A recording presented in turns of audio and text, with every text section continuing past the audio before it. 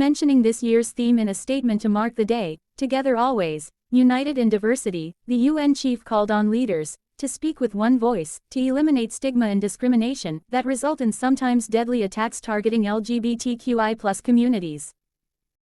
The Secretary General showed his deep concern over the levels of violence directed towards LGBTQI+ people and how those communities are still vulnerable to multiple forms of attack.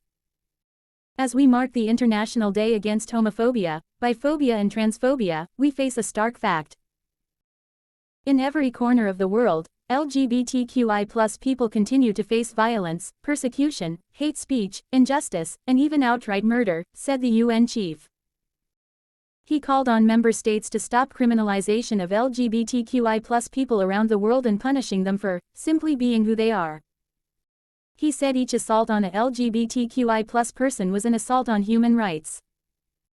I renew my call to all member states to uphold the Universal Declaration of Human Rights and end the criminalization of consensual same-sex relations and transgender people.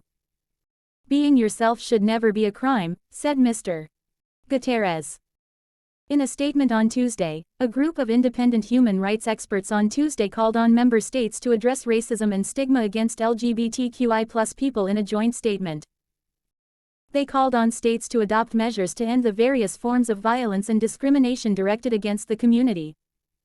We call on states to uphold the inherent dignity of all persons, without any distinction, by adopting measures to eradicate racial discrimination, exclusion, intolerance, hatred, bigotry, violence, and stigmatization of lesbian, gay, bisexual, transgender and gender-diverse LGBT persons, the human rights experts said.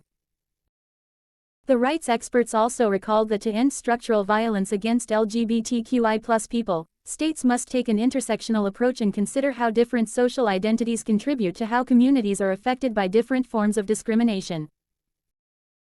Racialization, ethnicity, age, color, disability, national and residential and socioeconomic status, expose LGBT persons to different forms of discrimination that affect their ability to enjoy their human rights and fundamental freedoms without distinction of any kind. To adequately analyze how structural inequalities lead to violence and exposure to risk, it is a must to adopt an intersectional approach.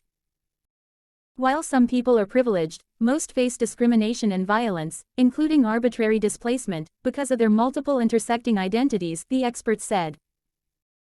Independent human rights experts and other UN Human Rights Council appointed rights experts work on a voluntary and unpaid basis, are not UN staff, and work independently from any government or organization. For more, subscribe to 24 Hour News.